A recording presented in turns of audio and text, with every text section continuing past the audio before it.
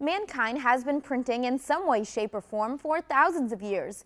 In the early 1400s, though, Johann Gutenberg invented the printing press. This movable type, if you will, has come a long way over the centuries, but as we continue to progress, companies are now printing in plastic, ceramics, and even metal.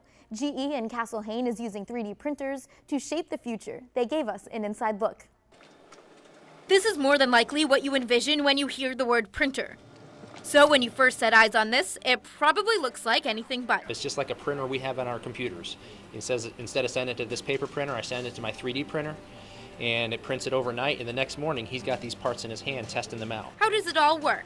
Well, like most things, it starts with an idea, so once an engineer creates a design, it's loaded into the computer. We actually run it through the software. It'll slice it layer by layer and look at the tool paths. From the computer to the printer, those layers are key to how the shape is built. It just continues to build up the layers on top of each other and actually can make very complex shapes. Before that shape, though, take a look at the material they use to create prototypes here at GE and Castlehane. The best way I can describe it is like weed eater wire. That wire comes from a canister, then is fed up through the machine where it's heated by a nozzle. It heats it up here and it spits it out here and then just lays it down on the part. Depending on the detail and complexity of a particular part, it can take anywhere from hours to days to print. It actually prints the parts straight to the build plate. It actually melts them into it. And then all you do is break them loose. That's the support material in there. When the engineer can hold the part in his or her hands, the final step is the ultrasonic bath. Here the material that was printed as support dissolves away and the part is finally complete.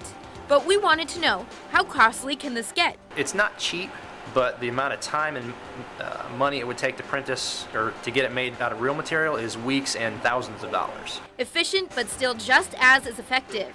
3D printing is the new age of manufacturing. Engineers with GE Hitachi Nuclear Energy have developed something called the remote uncoupling tool. The 3D printed prototype was printed in New Hanover County and then tested during maintenance work at a nuclear reactor in the Midwest. It's now on the market for GE customers. The tool is designed to reduce radiation exposure to the tech during preventative maintenance. At the GE Aviation plant in Cincinnati, Ohio, its 3D printing program is printing engine nozzles for planes. Those are made from metal, so next time you fly, make sure you look out the window and you might be looking at one of them.